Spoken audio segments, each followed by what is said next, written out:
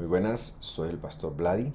Este es el estudio de Marcos. Estamos en la serie que le hemos llamado El Cristo y el tema de hoy serán los sufrimientos del Mashiach.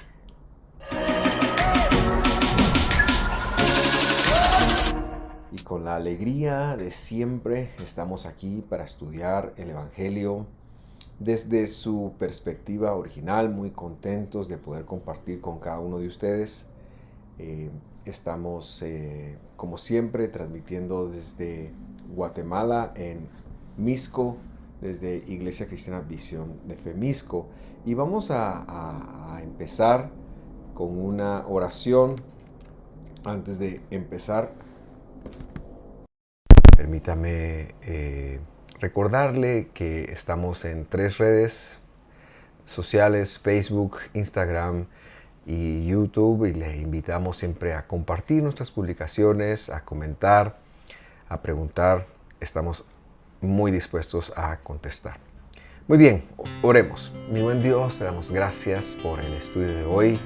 Gracias porque has citado a mis amigos y a este servidor tuyo, y hoy podemos estudiar un pasaje más del Evangelio, y especialmente pedimos tu luz para ir captando lo que tiene todo lo concerniente al Mesías, porque ese es el mensaje del Evangelio: que tú viniste a la tierra, que tú eres el Dios Todopoderoso, pero también eres nuestro Redentor. Con alegría, con gratitud, empezamos este momento en el nombre de Jesús. Amén y amén.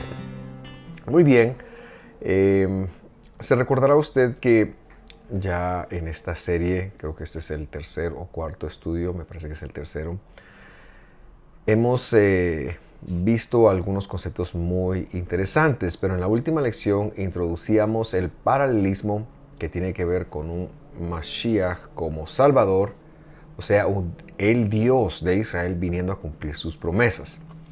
Vimos quién era este Ben Adam, Bar Enosh en arameo, o hijo del hombre en castellano, desde el Salmo 8, e hicimos esa conexión tan importante. Y cómo él vino y dijo: ¿saben qué? Todavía no lo pueden decir, se lo dijo a sus discípulos.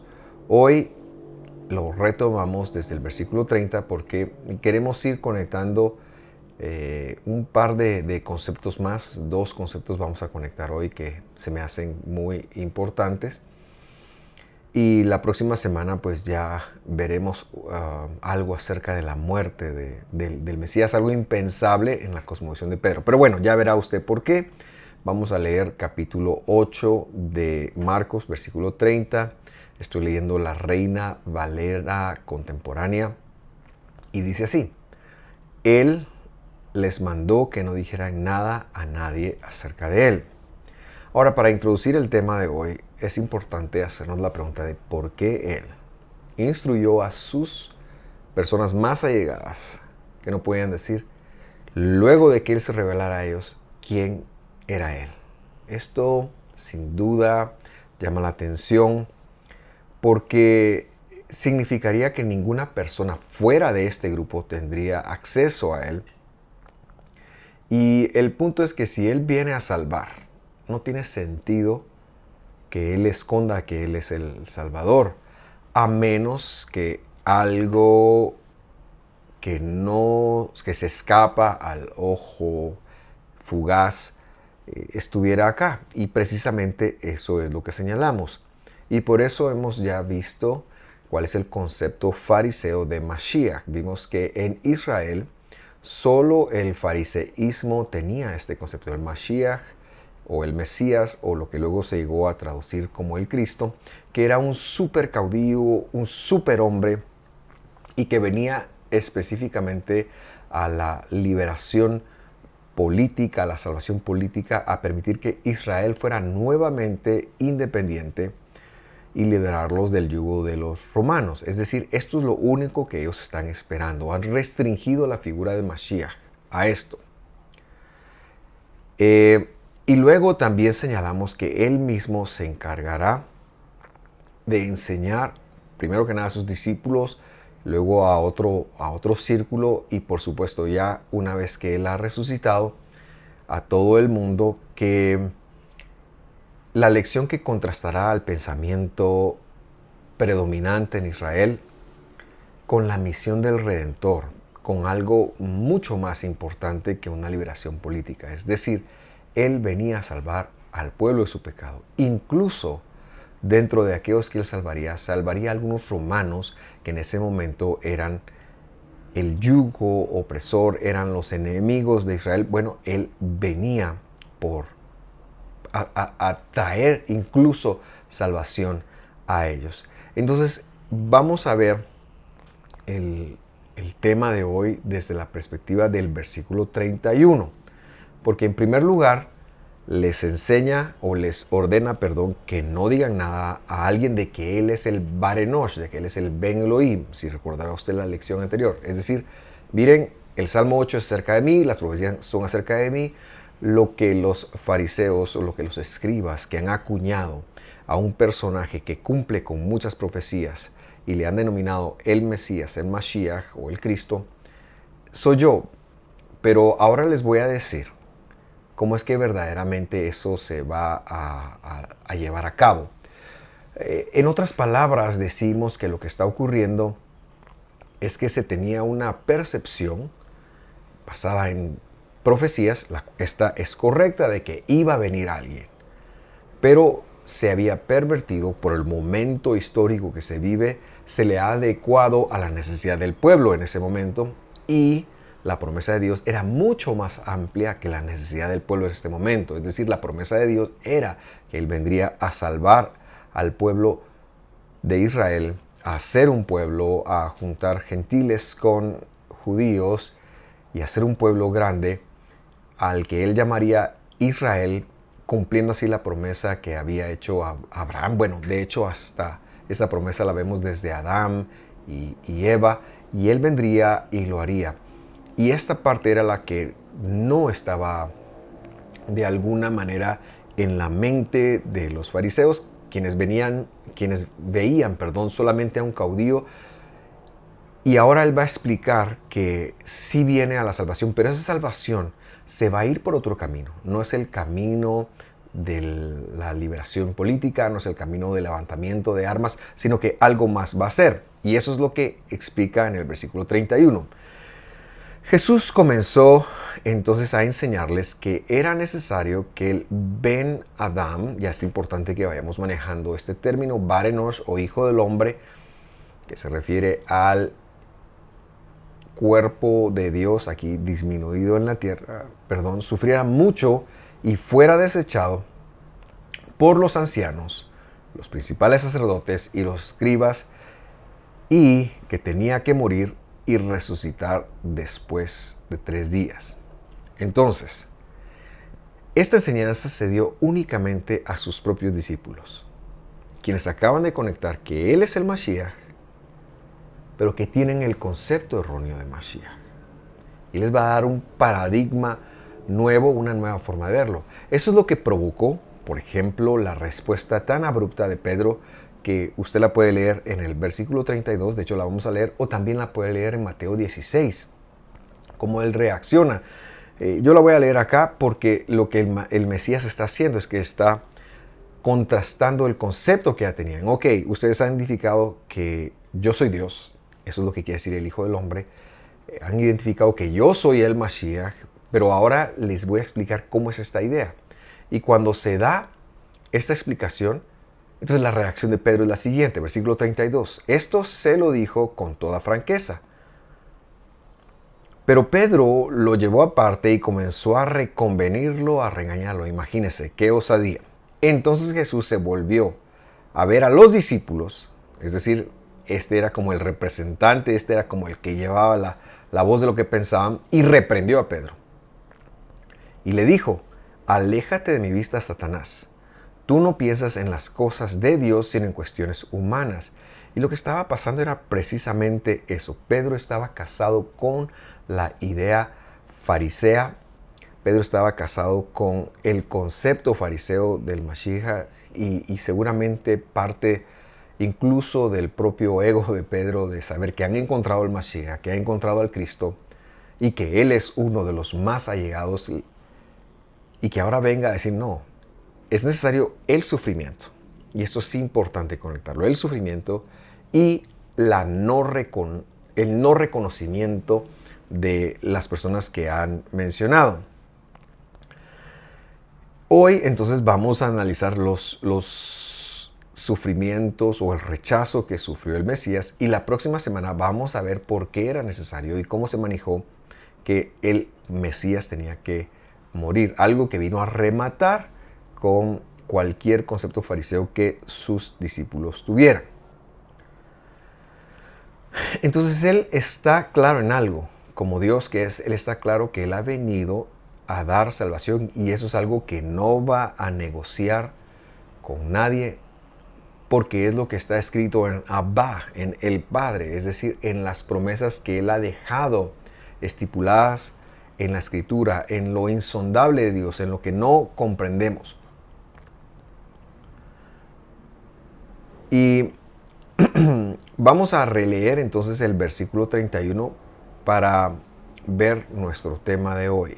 Dice así: Jesús comenzó a enseñarles que era necesario que Dios en la tierra sufriera mucho y fuera desechado por los ancianos, los principales sacerdotes y los escribas.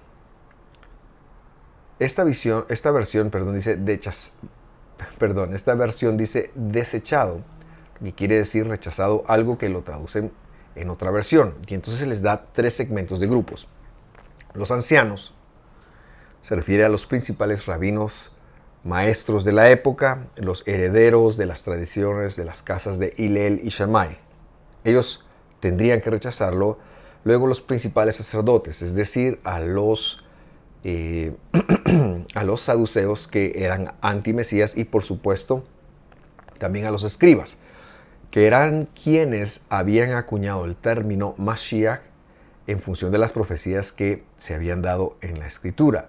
O sea, él lo que está diciendo es que toda la estructura religiosa del momento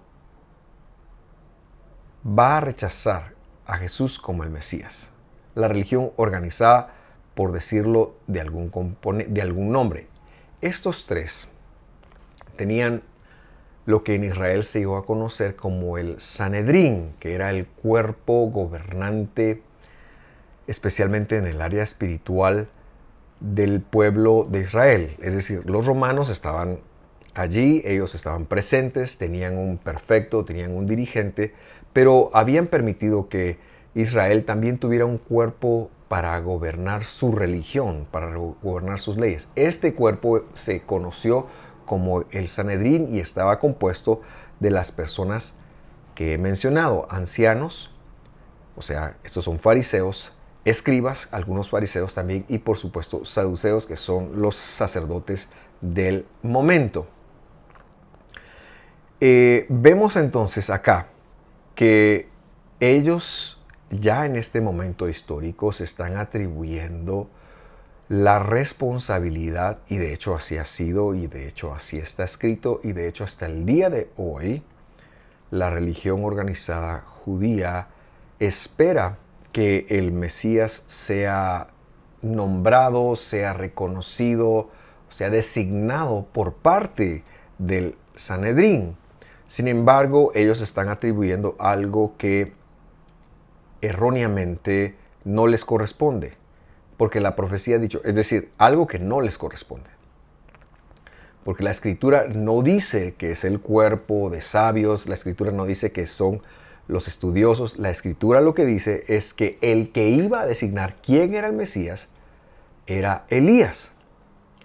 Y entonces yo quiero ir a analizar cómo es que Elías designó al Mesías para cumplir con la Escritura y para desvirtuar de una vez por todas esto que haya cualquier grupo religioso, incluso aunque todos los rabinos más respetados del mundo en Israel, en Jerusalén, en Nueva York, designaran a una persona, salieran con la noticia, hemos encontrado al Mesías, la Escritura está enseñando, está diciendo que esto no puede ser así, y eso es lo que yo quiero probar esta oportunidad con el estudio de Elías.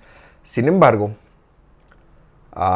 Antes de ir ahí, yo quiero decir que esto es muy importante por dos razones.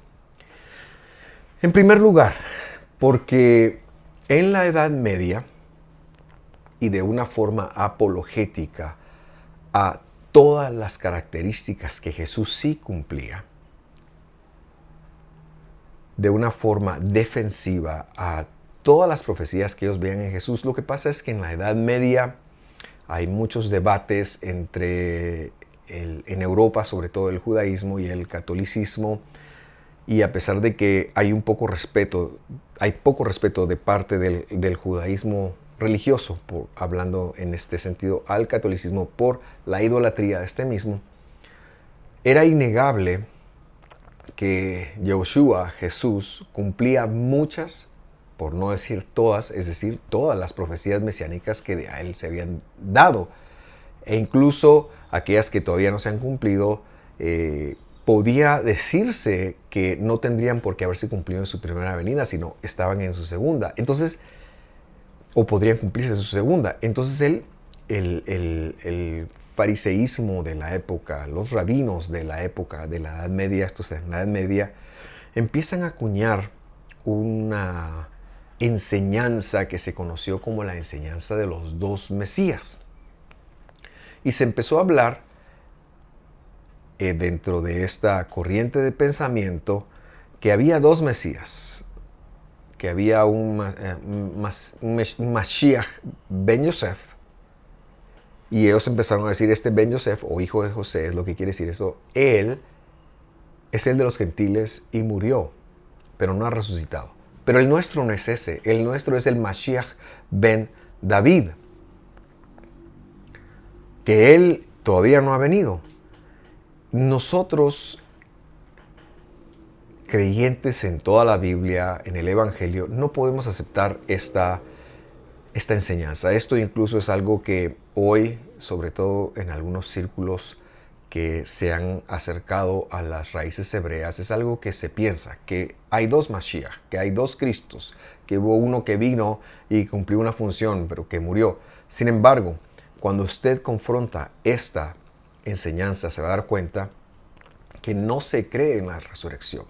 No hay una expectativa desde la fe rabínica que Mashiach ben Yosef, el Mesías hijo de José, resucite, y por ello les ha servido como una apologética, he de decirlo, de que sí, él vino, cumplió todo lo que vino, pero él murió y él es el de los gentiles. Y está bien. Incluso hay enseñanzas que llegan a decir, cada generación tiene su propio Mesías, su propio Mashiach. Nosotros no podemos, y lo digo categóricamente, no podemos aceptar esto. ¿Por qué? Porque nuestro Mesías está diciendo que no son ellos los que iban a reconocer a Jesús, porque estaba escrito que no fueran ellos. Como creyentes en una escritura que va desde Génesis hasta Apocalipsis, nosotros entendemos que Yahushua, Jesús, vino, murió y resucitó, y no aceptamos, por lo tanto, la enseñanza de los dos Mesías. Y recordar nada más que esa enseñanza es una apologética, entonces, a la cantidad de profecías que Jesús, el Mesías, Dios mismo, sí cumplió. En segundo lugar, no podemos aceptar que Él, o sea Jesús, tenga que ser reconocido o designado por un Sanedrín, ya que nuestro mismo Dios, nuestro Señor, nos advirtió al respecto. Por favor, acompáñenme a leer lo que dice Mateo 24:23. La Reina Valera contemporánea lo lee así: así que si alguien les dice, miren, aquí está el Mashiach o el Cristo, o miren, allí está, no lo crean. ¿Quién diría eso? En el primer siglo se dijo muchas veces, y todas las personas de quien se dijo tenían que tener raza judía, porque si aparece cualquier persona a decir, hey, yo soy guatemalteco, yo soy el Mesías, eso es muy fácil de desvirtuarlo. El Mesías tendría que ser judío. Versículo 24. porque surgirán falsos cristos y falsos profetas, y harán grandes señales y prodigios de tal manera que, de ser posible, incluso engañarán a los elegidos.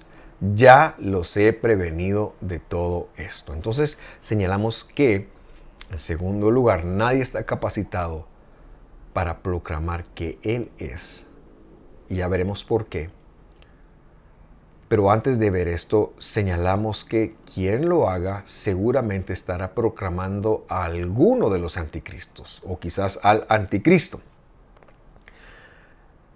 Si la mayoría de rabinos en Israel hoy en día, o en todo el mundo, se unieran y proclamaran a un personaje, a un judío que cumpla con muchas cosas, que hiciera grandes prodigios, como se ha dicho acá, seguramente nosotros tendríamos que conectar que estamos a las puertas del anticristo.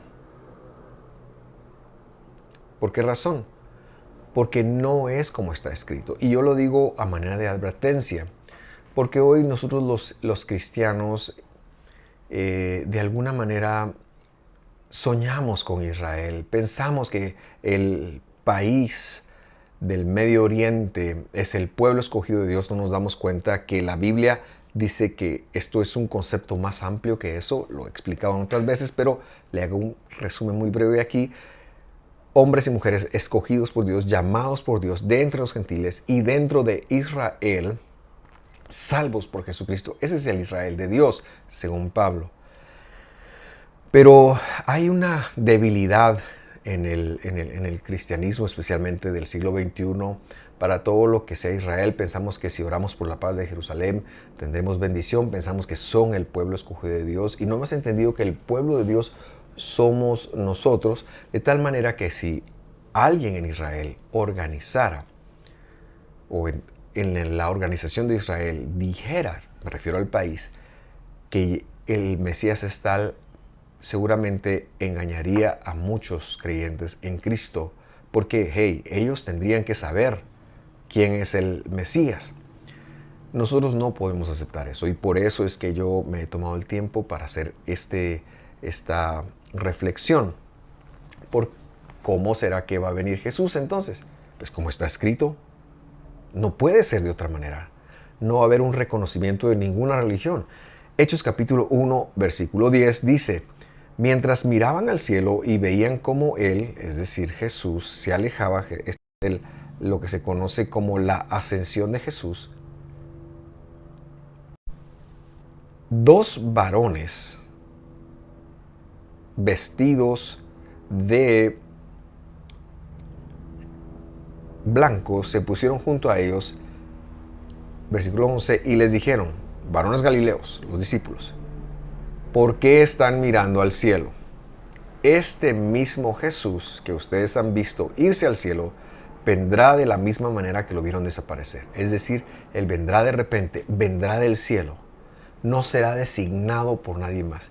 Esto es lo que hasta el día de hoy Jesús enseñaba en Marcos capítulo 8, versículo 31. Que no iba a ser reconocido por nadie. Y como no iba a ser reconocido, eso le acarrearía sufrimiento a él. Pero esto me deja entonces a mí una promesa que ya hice y que ahora quiero cumplir. ¿Quién, según la Escritura, había de ser el personaje que anunciara que Jesús era el Mesías, como estaba escrito?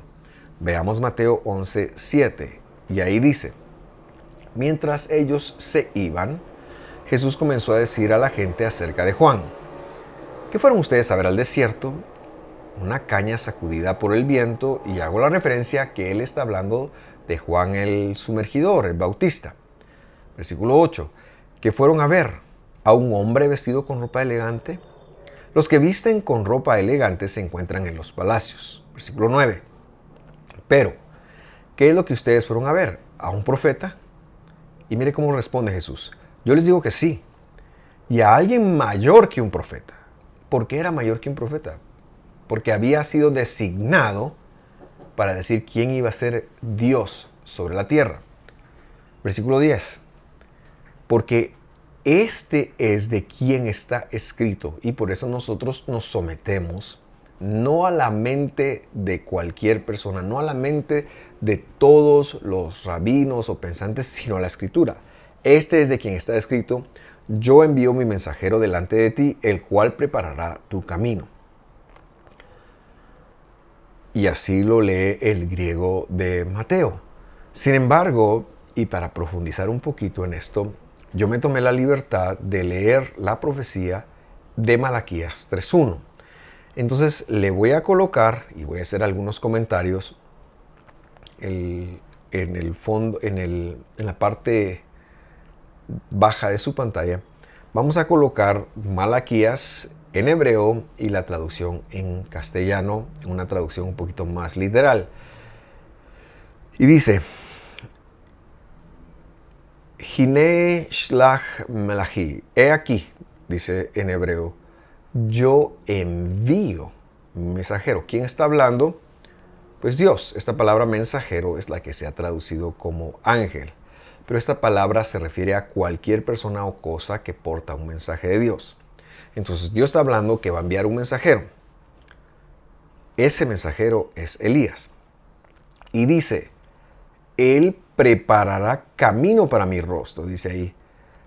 Paná derech lifnei. Esta última lifnei, la palabra que está, la última palabra que está en hebreo, esta es para mi rostro. No, creo que la tradujeron como delante de ti, pero lo que está diciendo, él preparará el camino. Este Elías preparará el camino para mi rostro. O este mensajero, todavía no le ha dado un nombre, este mensajero preparará el camino para mi rostro. Y luego dice la siguiente cláusula: y de repente vendrá a su palacio. Esta palabra palacio también la han traducido como templo. De hecho, se le da una traducción más como templo. Pero la primera acepción de la palabra es palacio, es casa, es un lugar de habitación. Entonces dice: y de repente vendrá a su palacio, o sea, al lugar que él creó, el Adón, Ha-Adón, el Señor, dice ahí. Y cuando ya leemos esta cláusula despacio, entendemos que se independizó de la cláusula anterior. Es decir, ha dicho que va a enviar un mensajero de él, y él va a preparar el camino para su rostro. Pero luego dice, y como dirían mis amigos colombianos, pero de pronto vendrá a su palacio, vendrá a la tierra el Señor, o sea, Dios, el que se disminuyó de su grandeza, como está escrito en Filipenses, como está predicho en los Salmos, el que se disminuyó a sí mismo en su esencia sin dejar de ser Dios, que vino a la tierra, de repente vino a su palacio. También he de decir que esta parte, creo yo, es donde se perdió el fariseísmo de esa época, pues no entendieron que el mensajero que prepararía el camino del Señor era distinto del Señor que vendría a su morada. Pero luego dice, repito la cláusula anterior, y de repente vendrá a su palacio el Señor. Este es Dios, no el mensajero, como lo pudo haber interpretado el fariseísmo. El Señor, que ustedes buscan, dice ahí, Asher otam mibakashim, que ustedes buscan, De repente vendrá el Señor que ustedes buscan. Mientras el mensajero está preparando, vendrá el Señor. Y luego le da un adjetivo, el malach habrit, el mensajero del testamento o del pacto. Ya no está hablando del que venía, sino está hablando ahora del que porta el testamento, el que va a traer el testamento. Esta es una referencia a Jesús en su calidad de venir a dar su vida por nosotros. Y luego dice, Asherotam Haftzim, que ustedes desean, el mensajero del pacto que ustedes desean, el deseado de todas las naciones. Y luego dice, he aquí viene, dice Adonai Tzbaot. Adonai Tzbaot es lo que han traducido como Jehová de los ejércitos, pero que se refiere a la persona que viene, se refiere de la primera cláusula, al que dijo, he aquí yo envío mi mensajero. Por lo tanto, y no tengo como todo el tiempo para demostrar esto, lo haré en algún otro estudio. Adonai Tsebaot, lo que traducen como el Señor de los ejércitos o Jehová de los ejércitos, no es otra cosa más que una referencia a Jesús venido en carne. Muy bien, ahora vemos al leer esta porción que hay dos mensajeros, dos personas hablando. Una, Dios, que va a enviar un mensajero que va a preparar el camino para su rostro, y luego de repente va a venir el Dios mismo, el Señor, dice ahí, que es quien va a dar un testamento, que es el que ustedes buscan. El versículo 2 entonces de Malaquías dice lo siguiente: pero ¿quién podrá resistir cuando Él se presente? ¿A quién se refiere? Se refiere a Jesús, no se refiere todavía a Elías. ¿Quién podrá mantenerse de pie cuando Él se manifieste? Él es como un fuego purificador, como el jabón de los lavanderos, es decir, está hablando de la salvación del Señor. Esto nos permite entonces regresar a Mateo 11:11, a ver cómo es que el Señor lo describe. De cierto les digo, que entre los que nacen de mujer no ha surgido nadie mayor que Juan el Bautista. Aún así, el más pequeño del reino de los cielos es mayor que él. Versículo 12. Desde los días de Juan el Bautista hasta ahora, el reino de los cielos sufre violencia, y los violentos lo arrebatan. Versículo 13. Y todos los profetas y la Torá profetizaron hasta Juan. Si quieren recibirlo, él es Elías, el que había de venir. Aquí lo ha interpretado como todos profetizaron hasta Juan, ya después ya no iba a haber más profecía. No es lo que está diciendo. Él lo que está diciendo es que en Juan se iba a cumplir lo que muchas de las profecías y la Torá estaban diciendo. Él era el último escollo, antes de que viniera el Mesías.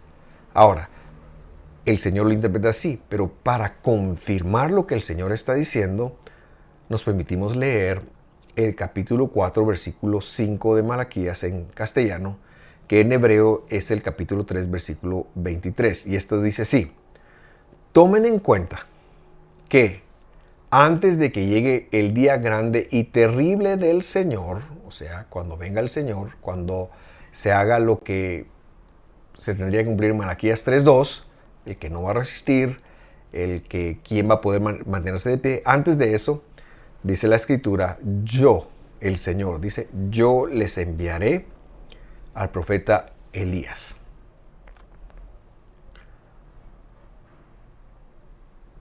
¿Cómo fue entonces que Juan cumplió esta escritura? También vamos a leer eso.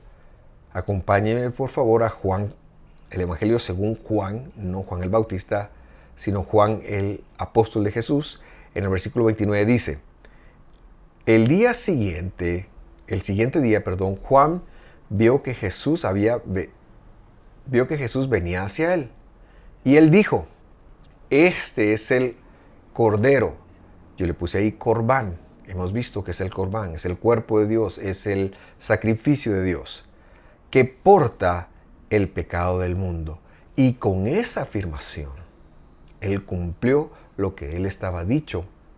Por eso es el más grande de todos los hombres. Y por eso es que la Torá está apuntando y los profetas están apuntando a lo que él va a decir. Él es el que a partir de ese momento va a decir, Él es Dios. El anuncio es, en este momento yo voy a declarar, inspirado por Dios, no porque él fuera muy inteligente, inspirado por Dios, quién es Dios en la tierra. Y él lo hizo en este pasaje. Y con esa afirmación, repito, cumplió todo lo que él había sido designado para cumplir. Ya para terminar, entonces yo al respecto de los sufrimientos y el rechazo del Sanedrín, de los ancianos, de los sacerdotes, de los escribas, quiero terminar con 4 conclusiones. En primer lugar, el Mesías iba a sufrir, especialmente el rechazo de toda la religión organizada. Número 2, no iba a ser reconocido por ellos porque estaba escrito que Elías, o sea, Juan el Bautista, iba a reconocerlo. Número 3, cualquier intento humano de proclamar a un Mesías y no de reconocer a quien vendrá del cielo es un anticristo. No importa quién lo proclame.